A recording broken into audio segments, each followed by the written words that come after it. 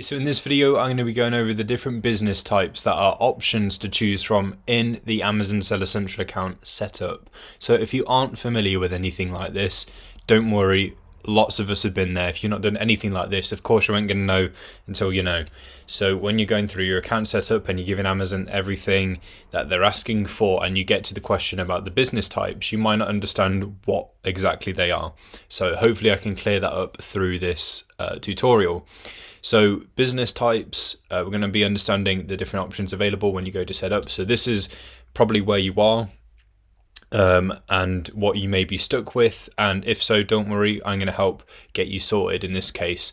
So before we go ahead, the two most likely options are going to be sole proprietor or none. I am an individual. Okay, this is probably the more likely of the two, but these two are together the more likely ones that you'll choose from, as opposed to these ones, unless of course you do know you are one of these models. So let's go through them all. And I'll give you the definition. So a state-owned business or a state-owned enterprise, so SOB or SOE, is a legal entity that is created by a government in order to partake in commercial activities on the government's behalf. Many public transportation systems and utilities are known as SOEs, that's an example, as are postal services and some mining operations. So unless you are any of those things, you won't need to worry about that.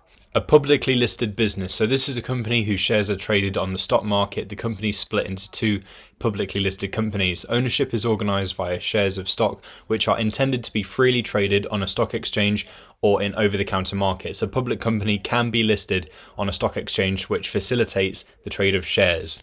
Examples of popular publicly traded companies are Procter & Gamble, Google, Apple, Tesla. So unless you want something like that, then you won't need to worry about this option. A privately owned business. So privately owned refers to businesses that have not offered shares to be traded on a public exchange. Privately owned businesses has to be a registered entity. So you'll register that with .gov.uk. Establish a business company with its own bank account. It means your personal assets, income, expenses are not the same as your business. Lego and IKEA are the biggest examples of privately owned businesses. Charity, I think we all know what that is, but just to clarify, a company incorporated under the Companies Act, which is established for exclusively charitable purposes. It will be subject to the regulatory requirements applicable to companies as well as those applicable to charities. So just as a couple of examples, British Heart Foundation, Cancer Research are examples of charities. Sole proprietor. Now, this is one of the two more likely options that I advised earlier. So a sole proprietor is someone who owns an unincorporated business by themselves. If you are the sole member of a domestic limited liability company, otherwise known as LLC, and elect to treat the LLC as a corporation, you are not a sole proprietor. If you do need to change business type to sole proprietor, in this case, Amazon are a little bit more flexible with that because they know that people may end up changing relatively soon after starting up their Amazon Seller Central account, which I'm not saying is something that you have to do, but you can.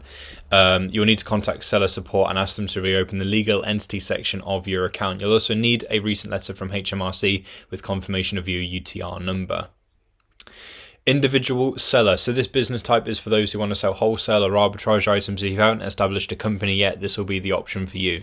So this is what I mean, individual seller. So the none, I am an individual option, which we had back here, is the most likely of the two that you would choose. If you've already gotten started and you are a sole proprietor, then of course you'll set that up. If you happen to know you are one of the other businesses, then that's fine, choose one of those. But as a new Amazon seller, this is your most likely option of the two. And of course, if you do change things and you do become a sole proprietor a little bit down the line, you can reach out to seller support. They can open this back up and you can change that in there. But most of the time it will be this option. So hopefully that helps you understand what the different business types are. Thank you for watching and I'll catch you soon.